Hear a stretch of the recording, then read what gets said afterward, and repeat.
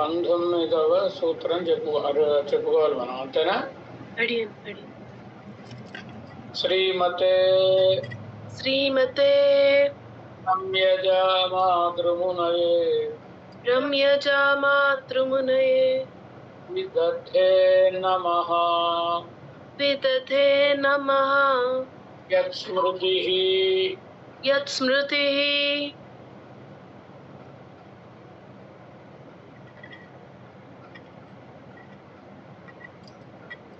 సర్వవిద్యానాం అంతరాయ నివారిణి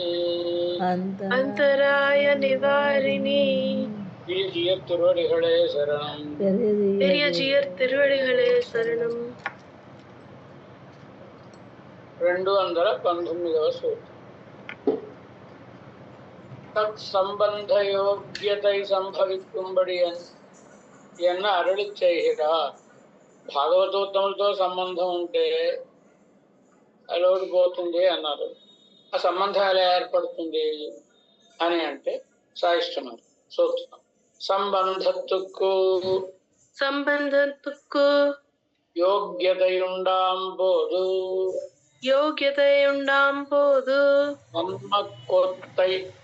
జన్మకొత్తై పోగవేణం. సంబంధత్తుకు యోగ్యతయుండాంబోదు, భాగవతోత్తములతో విలక్షణులైన భాగవతోత్తములతో మనకి సంబంధం ఉండాలి అని అంటే జన్మ కొత్తై పోగవేణం. వీళ్ళకి నేను చాలా గొప్ప వర్ణానికి చెందినవాడిని అని ఉండేటటువంటి అభిమానం ఏదో ఉంటుందిగా, అది పోవాలి. అది పోతేనే, ఒకపోతే భాగవతం మనం ఆశ్రయించలేంగా, అహంకారం ఉంటే. కానీ అదావది అంటే ఏంటి? அந்த விலக்ஷணரோட்டை సంబంధத்துக்கு అర్హతై ఎవరికి ఉండాంబోదు. విలక్షణులైన భాగవతోత్తములతో సంబంధం వీనికి ఉండాలంటే తన్నుడే జన్మగతమాన కొత్తై కడియవేణం. తన యొక్క జన్మగతమైనటువంటి లోపం ఏదైతే ఉందో, లోటు, అది పోవలేను అని అంటే ఏంటి?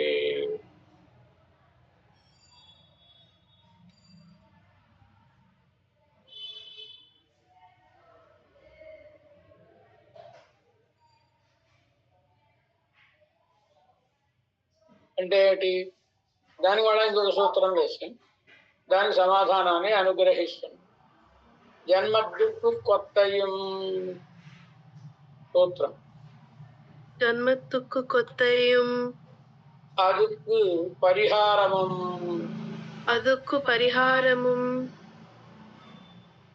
పడుదిలా ఒడుగల్ என்கிற பாட்டிலே அருளிச் செய்தார்.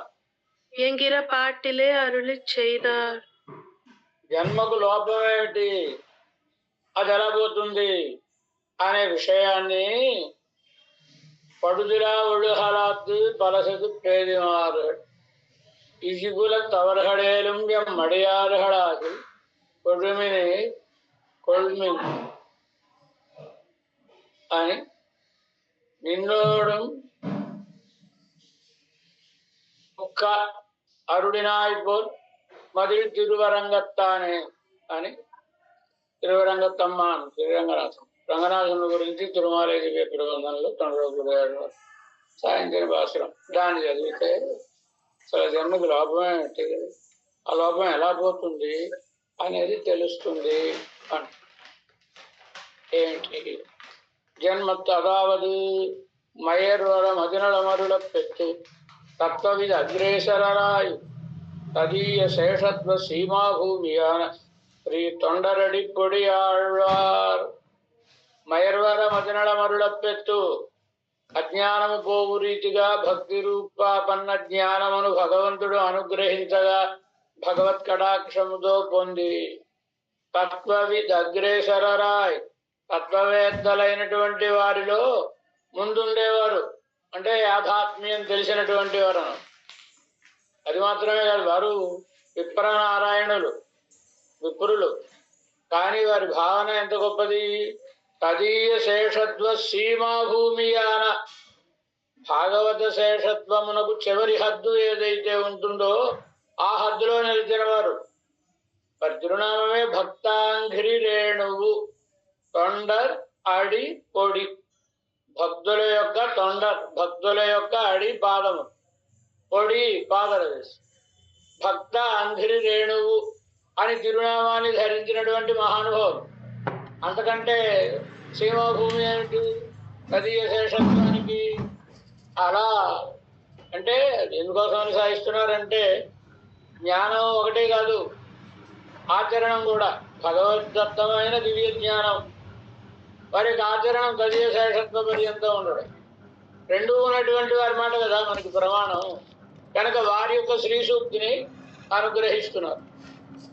ఎవరెవరు? శ్రీ తొండరడిపొడి ఆళ్వార్ పొడిదిలా ఒడుహల్ ఇత్యాది ఆరే. ఏమిటి?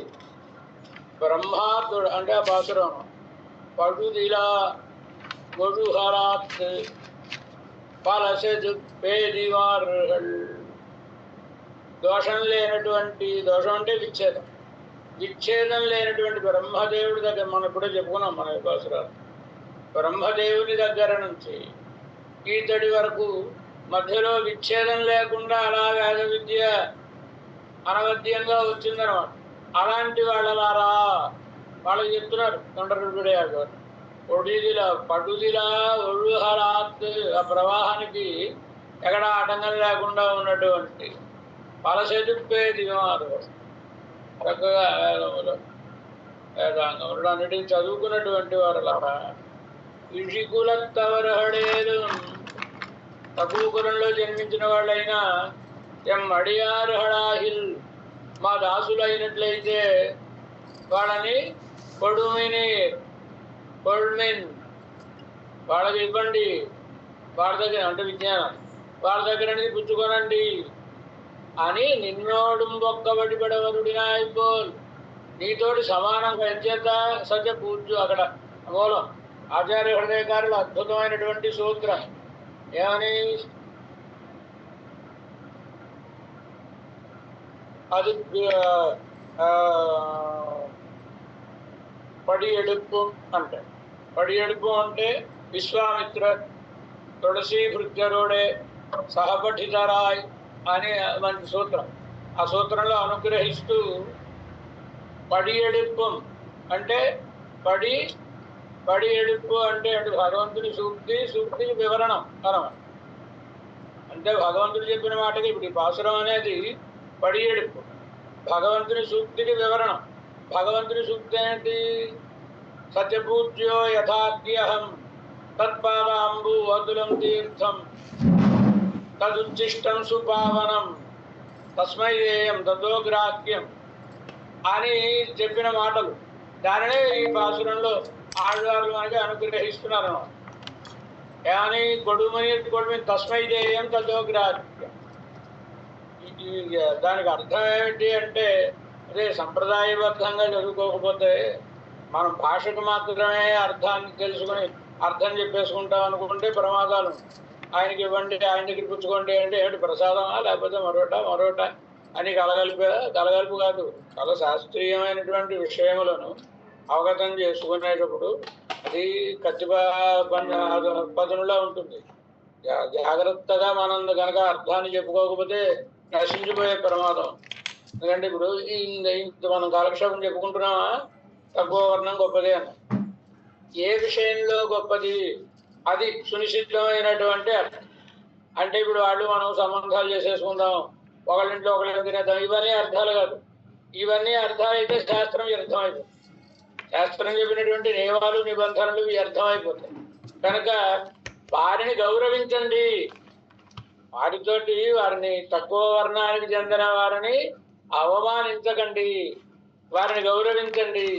వారికి ఒకవేళ ఏమైనా తెలియని విషయం ఉంటే తస్మైదేయం, మీరు వారికి చెప్పండి. మీకు తెలియనిది వారికి తెలిసినది ఉంటే దతోగ్రాహ్యం, వారి దగ్గర నుంచి మీరు పొందండి. ఇది అర్థం. అంటే అంతవరకు ఎంతవరకు శాస్త్రం చెప్పిందో అంతవరకే అర్థాన్ని మనం స్వీకరించాలి తప్ప దాని వల్ల మనం ఇంకొంచెం అతిగా వెళ్ళి ఆ సంబంధాలు కలిపేసుకోవచ్చు, అది చేసుకోవచ్చు, ఇది చేసుకోవచ్చు. ఎందుకంటే వాడు గొప్పవాడని శాస్త్రం చెప్పింది కనుక అలా కాదు. శాస్త్రం ఎంతవరకు చెప్పిందో అంతవరకు స్వీకరిస్తారు. వారిని మనం వారి వర్ణాన్ని బట్టి వారిని అవమానించడానికి వీల్లేదు. వారి దగ్గర మన దగ్గర లేని జ్ఞానం వారి దగ్గర ఉంటే వారి దగ్గర నుంచి ఆ జ్ఞానాన్ని మనం పొందవచ్చును. తస్మై వేయం తద్వోగ్రాఖ్యం సత్య పూజ్యో యథాఖ్య. నన్ను ఎలా గౌరవిస్తున్నావో పూజిస్తున్నావో భాగవతోత్తములు కూడా జాతి వర్ణాశ్రమాది ధర్మములను చూడకుండా వారిని నువ్వు గౌరవించు అని భగవంతుడు నిన్నోడు ఒక్క అంటే సత్యపూజ్యో యథాప్యహం అన్న మాటకు అనువాదం మనం నీతోటి సమానంగా అనుగ్రహించినావు కదా అన్నారు కదండి ఆ పాసురంలో. కనుక బ్రహ్మాతుడంగా పాసురానికి అర్థాన్ని మామూలుడు అనుగ్రహిస్తాడు. బ్రహ్మాతుడంకి బ్రహ్మదేవుని మొదలుకొని తంగళం వర వీరి వరకు ఈ ఉపదేశం పొందేవాడు అనుకో, వాళ్ళ వరకు నెడుహప్పూరిహిర వంశ ప్రవాహత్. అక్కడి నుంచి ఇక్కడ దాకా విచ్ఛేదంగా వంశం వస్తుంది. ఆ ప్రవాహంలో ఒక్కడు కూడా వేదం చదవకపోవడం అనేటటువంటి దోషం, ఆచరణం లేకపోవడం అంటే దోషం. ఒరు దోషం ఇంద్రిక్కే, ఇలాంటి ఒక్క దోషం కూడా లేకుండా ఇరుక్కుమవరహళ ఉండేవారి పలరాయి ఇరుక్కిర పల చదుప్పేది మారహడు అన్నారు కనుక అనేక మంది ఉండే చతుర్వేదులారా இதில் கீழ்ப்பட்டது இல்லை என்னும் ఇజికూలత్తవరహళేలో దానికి అను ఇదిల్ కీழ்పట్టదు ఇల్లై, ఇంతకంటే తక్కువ వర్ణం లేదండి. అనదగినటువంటి నిహీన కులద్దిలే పిరందారహళే ఆహిలం, తక్కువ కులంలో జన్మించిన వారైనప్పటికీ ఎన్నోడు ఉండాన అసాధారణ సంబంధద్దయ్యరిన్, భగవంతునితో ఉన్న అసాధారణ సంబంధాన్ని తెలుసుకుని అందజ్ఞానానురూపమాన స్వాచారత్తై ఉడయరాహిల్, కేవలం జ్ఞానమే కాదు దానికి అనుగుణమైన ఆచారాన్ని వాళ్ళు నడవడికని కలిగిన వారు అయినట్లయితే நீங்கள் அவர்கள் కాలిలే విడుందు ఆరాధింగోల్, మీరు వాళ్ళ పాదాల మీద పడి వారిని ఆరాధించండి. ఎందుకంటే ఆ కులం అనేటటువంటిది చెప్పారుగా, దుర్జాతి కిల్బిష అన్నారు కదా. భగవంతుని ప్రభావం చేత ప్రభావాత్ పరమాత్మన నిర్దోషం విద్ధి తం జంతుం ప్రభావాత్ పరమాత్మన అంట. అంటే దురాచారోపి సర్వాసి కృతఘ్నో నాస్తిక పురా సమాశ్రయేదాదిదేవం. ఒకవేళ శ్రద్ధతోటి భగవంతుణ్ణే ఆశ్రయించాడు అనుకోండి, ఇంతకు మునుపు పురా ఈ జ్ఞానం కలగక ముందు ఆయన ఎలాంటి వాడైనా కానివ్వండి, భగవానుని ఆశ్రయించిన తర్వాత ఆ జ్ఞానము నడవడిగా కలిగిన తర్వాత ఆయన పూర్వవృత్తాన్ని మనం స్మరించి ఇతను ఇలాంటి వాడు కదా ఇతని గౌరవించేదేమిటి అనుకోకూడదు. అనుకుంటే ఏమిటి దోషం? భగవంతుని నిందించినట్లు అర్థం. అదే ఈయన పట్టించుకోకపోతే భగవంతుని ఎందుకు నిందించినట్లు అవుతుంది? అవును, భగవంతుని ఆశ్రయించిన తర్వాత ఆయన కటాక్షాన్ని పొందిన తర్వాత ఈ దోషాలు ఉంటాయా? పోగొట్టలేడా భగవంతుడు? పోగొట్టగలదా? మనకు భగవత్ సంబంధం కలగగానే ఈ దోషాలు పోతాయి. పోలేదని నువ్వు అనుకున్నావంటే భగవంతుడికి ఆ ప్రభావం లేదని అర్థం. నిర్దోషం విద్ధి తం జంతుం ప్రభావ పరమాత్మన, పరమాత్మ యొక్క ప్రభావము వలన వారిని నిర్దోషిగా తెలుసుకో అన్నారు కదండి. ఒకవేళ ఆయన నిర్దోషి కాదు, పూర్వపు దోషాలు ఉన్నాయని నువ్వు అన్నావంటే ఈయన దోషములు పోగొట్టగలిగిన శక్తి భగవంతునికి లేదు అన్నట్లే. అంటే భగవదపచారం కూడా కలుస్తుంది కదండి. అందుచేత వారు భగవద్భక్తి ఆచరణ కలిగిన వారు అయినప్పుడు వాళ్ళ పాదాల ఎందుబడి మీరు ఆరాధించండి. అందుకనే మనవాళ్ళ మామూలు చాలా జాగ్రత్తగా కొడుమిని కొడుమిని తస్మైదేయం తత్వగ్రాహ్యం అన్నదానికి అర్థాన్ని అనుగ్రహిస్తున్నారు. అవరహళ్ ఉంగళ్ పక్కలిలే జ్ఞానాపేక్షై పణ్ణిల్, వాళ్ళు ఒకవేళ వాళ్ళకి తెలియని విషయం తెలుసుకోవడం కోసం మీ దగ్గరకు వచ్చి మిమ్మల్ని ఏమైనా అపేక్షిస్తే நீங்கள் ఆదరిత్తు సొల్లుంగోల్, ఆయన వర్ణాదులను చూసా నీకు చెప్పేదేమిటి నేను అని అనకుండగా వారికి తెలుపండి. அவர்கள் பகவத் ஞானத்தை உங்களுக்கு பிரசாதிக்கு ఒకవేళ వాళ్లే మీకు ఆ భగవద్ జ్ఞానాన్ని ప్రసాదిస్తే கேட்டு கிருத்தார்த்தராகுங்கோள் இனி கிருத்தார்த்தரு கண்டி எனக்கு மேல் பூஜ்யர் இல்லாமையாலே என்மாத்திரமாகிலும் அவர்களை ஆராதித்து நல்வழி పోహుంగోడ్ என்று இந்த పరమ రహస్యத்தை రహస్యమైన అర్థాన్ని సాధిస్తాడు భగవంతుడు. ఆయన ఉద్దేశం ఏమిటి? అలాంటి భాగవతోత్తములు ఏ వర్ణంలో ఉన్నా సత్యపూజ్యో యథాగ్యహం అని ఎందుకు అన్నాడు ఆయన అంటే ఆయన చాలా గౌరవింపబడవలసిన వాడు. ఎంత గౌరవింపబడవలసిన వాడు? లోకంలో గొప్పగా గౌరవింపబడవలసిన వాడు ఎవడైతే ఉన్నాడో అంత గౌరవింపబడవలసిన వాడు. లోకంలో అందరికంటే గొప్పగా పూజింపబడదగిన వాడు ఎవరు? ఒక పరమాత్మ తానే. కనుక తననే ఒప్పుగా చెప్పుకున్నాడు భగవంతుడు. నాకంటే గొప్ప గౌరవించబడవలసిన వాళ్ళు లేరు కనుక నాతోటి సమానమైన వాళ్ళు అన్నాడు భగవాన్. కనుక ఎనక్కు మేల్ పూజ్యరిల్లామయాలే, నాకంటే అధికమైనటువంటి పూజింపబడదగిన వాడు లేకపోవడం చేత ఎన్మాత్రమాహిలం అంటే నా ఉద్దేశంలో అయితే చాలా గౌరవించాలని, కనీసం నన్ను గౌరవించినట్టయినా గౌరవించండి అయ్యా అని భగవంతుని అభిప్రాయం.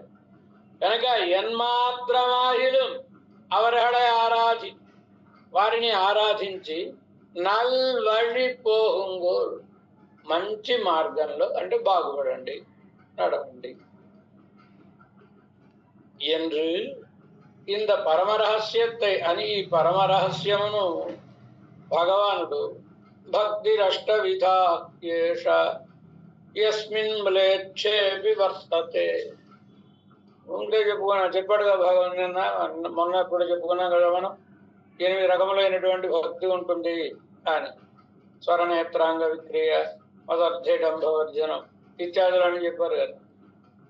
అలాంటి 8 రకములైనటువంటి భక్తి యస్మిన్ మ్లేచ్ఛేపి వర్తతే, ఏ వర్ణానికి చెందిన వాని అందు ఉన్నా తస్మైదే, అతడికి జ్ఞానం వసగబడదు. తతో గ్రాహ్, అతడి దగ్గర నుంచి స్వీకరింపబడదు. సత్యపూజ్యో యథాహ్యహం, అతడు మిగతా భాగం కూడా సాధించారు.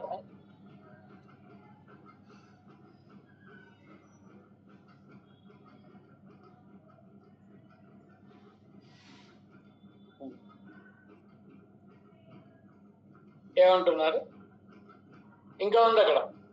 ఏమంటాడు భగవానుడు? తత్పాదాంబు అతులం తీర్థం తదుచ్చిష్టం సుపావనం. చమత్కారం అది. తత్పాదాంబు, ఆ భాగవతోత్తముల పాదతీర్థం. అతులం తీర్థం, అతులం తీర్థం అంటే సాటి లేదు. ఎంచేత? భగవంతుని పాదాంబు తీర్థం, భగవంతుని యొక్క పాదజలం తీర్థం కదా. వాళ్ళ పాదాంబులు అతులం తీర్థం అంటే మనం కూడా ముందు శ్రీపాద తీర్థాన్ని తీసుకున్న తర్వాతనే కదా భగవద్ ఆరాధన చేసుకుని భగవంతుని పాద తీర్థాన్ని తీసుకునేది. అంటే భగవంతుని పాద తీర్థం మన కల్మషములను అన్నిటినీ పోగొట్టి మనని తరింపజేసేదైతే అసలు ఆ భగవంతుని ఆరాధన చేయడానికి కావలసిన యోగ్యతను మనకి కలిగించేటటువంటిది శ్రీపాద తీర్థం కదండి. కనుక వారి పాదతీర్థం తత్పాదాంబు అతులం తీర్థం అని తన తీర్థం కంటే ఆధిక్యాన్ని చెప్పాడు. తదుచ్చిష్టం సుపావనం, భగవత్ పదార్థం ఆయన నివేదనం చేసినటువంటి అది పావనకరం, భగవంతుని ప్రసాదం. ఇది సుపావనం అన్నారు. కనుక என்று అని పరమాప్తరాన దేవర్ అరుళి చేద పిన్బు ఇదిలొరు సంశయం ఉండో. పరమాప్తుడైన పరమాత్మ సాధించిన విమట మడ ఇంకో సందేహం ఉంటుందా ఇందులో?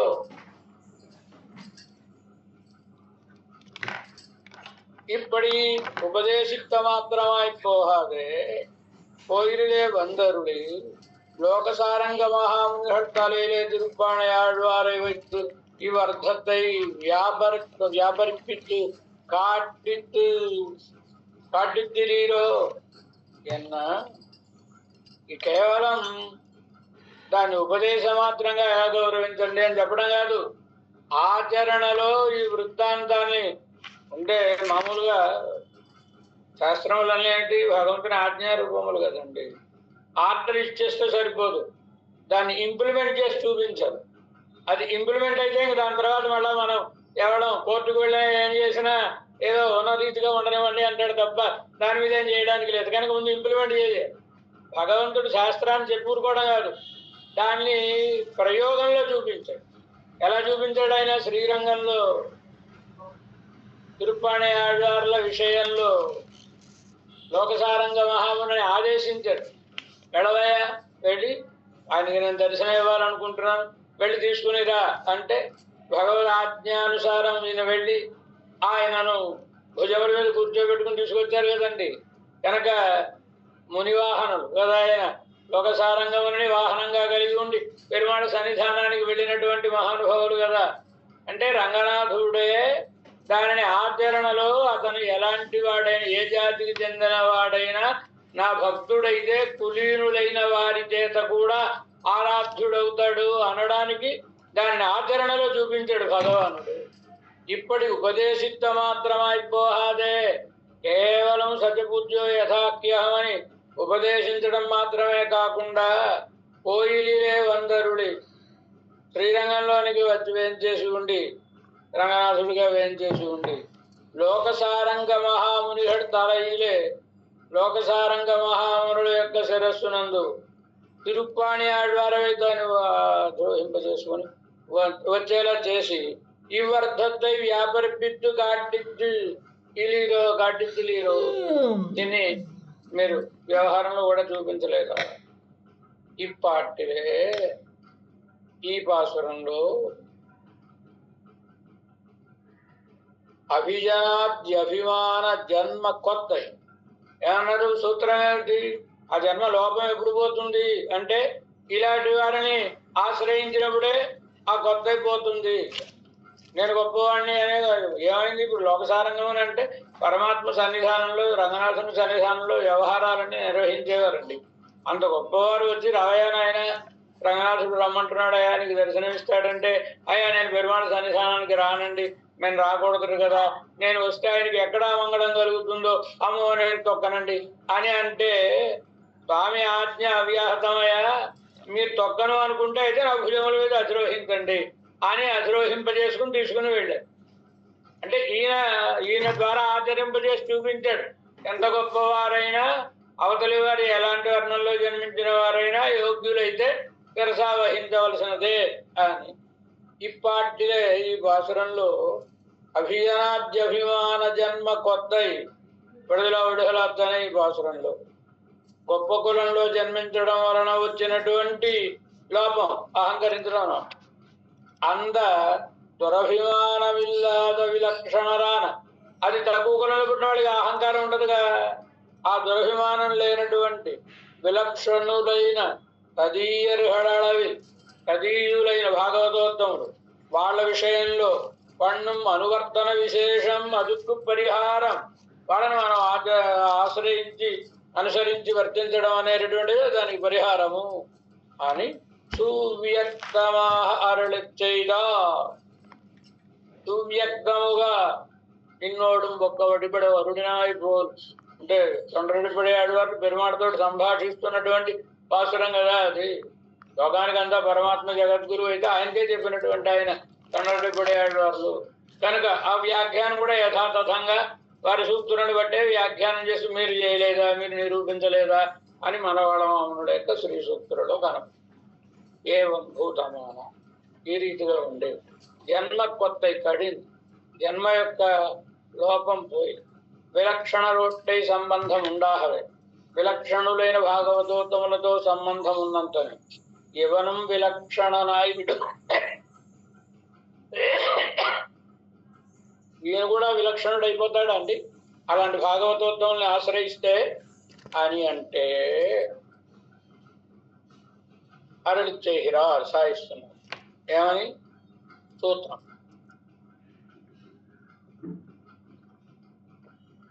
வேதக பொன்போலே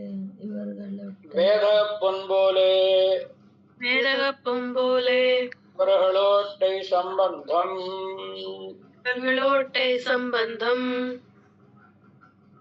అంటే పెరగ పొన్బో అంటే స్పర్శవేధి అను.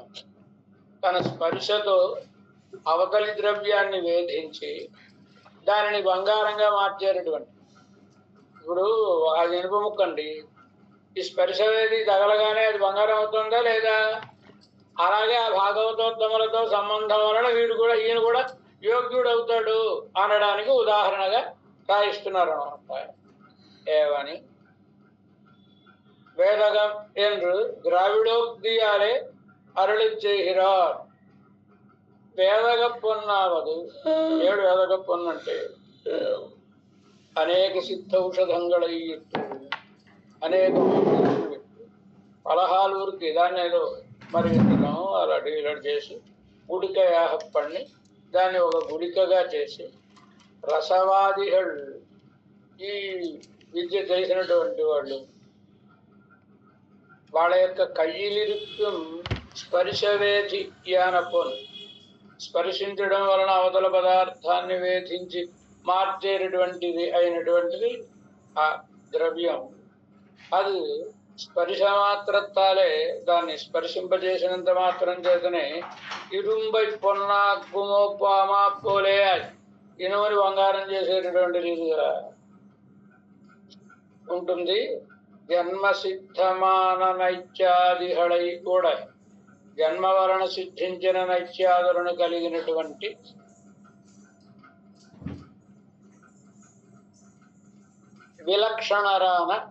విలక్షణులైన ఎవరుహళోట్టై సంబంధం, ఈ భాగవతోత్తములతో సంబంధం. నికృష్ట జన్మత్కాల్ వంద దోషత్తై పోకి. నికృష్ట జన్మం అంటే వీరి భాషలో అంటే ఆభిజాత్యాదులతో అహంకరించడానికి ఉపయుక్తమైనటువంటి జన్మ. దాని వలన వచ్చినటువంటి దోషమును పోగొట్టి ఇవనయం విలక్షణనాగ్ని విడుంబడి ఇతడిని కూడా భాగవతోత్తమునితో సమానంగా విలక్షణునిగా చేసి ఈ వదిలో రీతి అనం.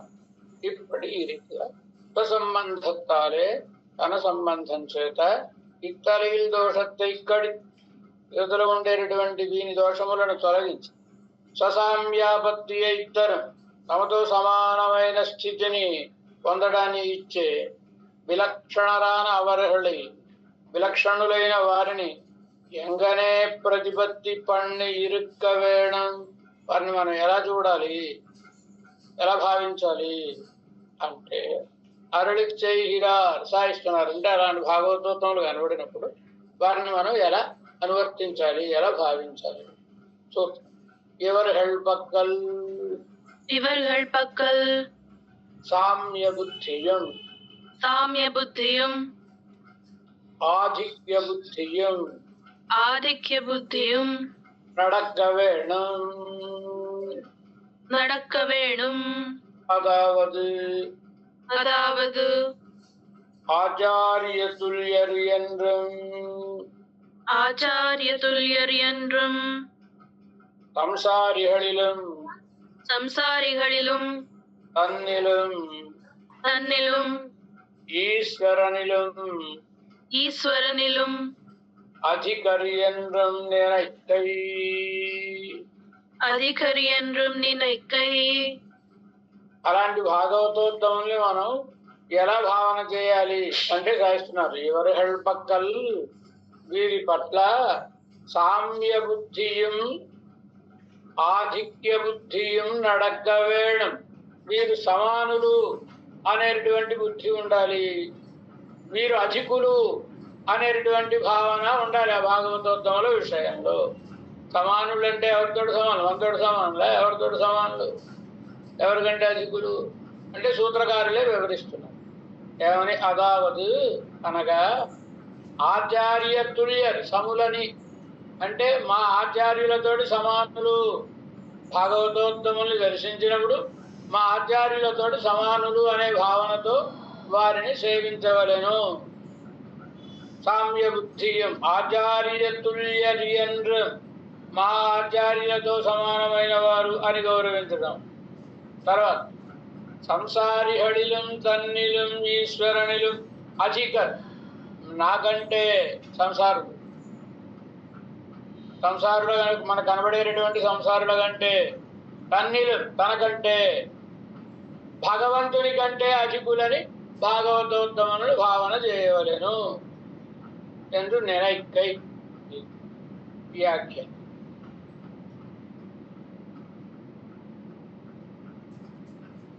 ఈ పార్టీలే ఈ పాసురంలో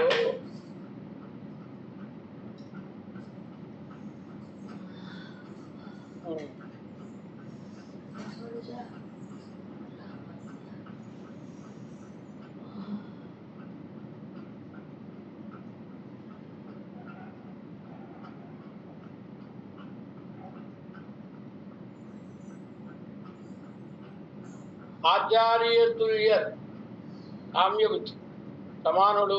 ఎవరితో సమానుడు? మా ఆచార్యులతో సమానుడు అని తలంచాలి అన్నారు కదా. అంటే గురురేవ పరం బ్రహ్మ ఇత్యాదిప్పడియే తనకు సర్వ ప్రకారోద్దేశ్యరాన ఆచార్యనుడు ఈవరళి సమరాహ ప్రతిపత్తి పండుగై. ఆచార్యులంటే తనకు భగవంతునితో సమానమైన వారు, అన్నీ ఆయనే ఆచార్యులే అని అనుకోవాలని కదా చెప్పబడుతోంది. గురురేవ పరాగతి, గురురేవ పరా విద్య. ఇక గురువుగారే గొప్ప విద్య, గురువుగారే ఉపాయం, గురువుగారే దైవం అని అనుకోవాలని చెప్తుంది శాస్త్రం. కనుక తనకు సర్వప్రకార ఉద్దేశ్యనాన అన్ని విషయముల చేత ప్రాప్యభూతుడైన ఆచార్యనుడు ఆచార్యులతోటి ఎవరై సమరాహ ప్రతిపత్తి పండుగ వీరిని సమానుడు అని అనుకోవడం. తర్వాత సంసారుల కంటే తనకంటే పరమాత్మ కంటే అధికులుగా భావన చేయుట అన్నారు కదా. అంటే జాత్యాదులను పుచ్చుకొని సంసారిహడోడు సమబుద్ధి పడినాదే సంసారంలో ఉండేవాడు. వారు కలిసిమెలిసి ఉంటారండి, బంధుత్వాలు ఏవి ఉంటాయిగా. వీరు వారు ఒకటే అని అనుకోకూడదు. సంసారులతో సమానుడు అనే బుద్ధి ఉండకూడదు మనం. కనుక సంసారుల కంటే అధికులు అని అనుకో. జ్ఞానాదిహళాలు అంతవ్యావృత్తి అని ఎంచేత వీటిలో ఉన్నటువంటి జ్ఞానము దానికి కలిగిన ఆచరణం ఇది వేరుపడతనం వలన తదధికం సంసారుల కంటే అధికులు అని ప్రతిపత్తి వారి ఎందు నమ్మకం కలిగి ఉండాలి. తన్నిలసిగరేంద్రు నేను ఎక్కే తనకంటే గొప్పవారు. సంసారి హళ్ళి ఆవృత్తి తనకు ఉండాలి. సంసారుల కంటే వేరుపాటుతనం తనకి ఉంది కనుక అత్త ఇంటి దాన్ని పుచ్చుకొని తనతోటి సమానంగా తలంచడం కాకుండా కదా తనకు శేషిహళానాకారత్తాలి. భాగవతోత్తములందరూ కూడా శేషులు అని భావించాలి కనుక మరి తను శేషభూతుడు, వాడు శేషులు కనుక తనకంటే అధికులు. తన్నిళ్ళు అధిక తనకంటే అధికులు అనే బుద్ధిని కలిగి ఉంటున్నాను. ఈశ్వరుని అధికర్యందు నేనెక్కయావత్ పరమాత్మ కంటే అధికులు అని తలంచుట అంటే శేషిత్వత్తయిట్టు శేషిత్వమును పుచ్చుకొని నమకు అవనం ఎవరిహడు ఒక్కుం. మనకి భాగవతోత్తములు శేషుడు, భగవానుడు శేషి కనుక ఇద్దరు సమానం అని అనుకోకుండా కర్మానుగుణమాహ ఎంచేత భగవంతుని కంటే భాగవతోత్తములు గొప్పవారు. భగవంతుడు శిక్షా విభాగం ఆయనదే, రక్షణ విభాగం ఆయనదే, రెండు చేస్తాడు. వీళ్ళకి అనుగ్రహం చూపించడమే తప్ప శిక్షణ విభాగం లేదుగా భాగవతోత్తములకి. కర్మానుగుణమాహ మనం చేసుకున్న కర్మలకు అనుగుణంగా లీలైలం వినియోగం కొళ్ళక్కడానా మనని తన లీలకు విషయంగా చేసి సంసారంలో అలా స్వీకరించేవాడై స్వచరణ కమల సమాశ్రయణ దశయిల్ తన చరణ కమలములను పాదార విందములను ఆశ్రయించే సమయంలో పురుషకారం వెంటుంబడియాయి. మన పాపాలని ఆయన క్షమించడం కోసం మళ్ళీ అమ్మవారిను మరొకరు పురుషకారంగా ప్రార్థించాల్సిన అవసరం ఉంది. ఉహందరుడిన నిలంగడిలే సన్నిహితనాయిరుక్కచ్చైదేయం. విదేశములలో దగ్గరగా మనకు ఏం చేసి ఉన్నప్పటికీ అర్చావతార సమాధి అనే వాయిద్యరందులు వార్తై సొల్లక్కడవను అనిపిస్తే అర్చామూర్తి కనుక ఏం మాట్లాడడానికి తెలియదుగా.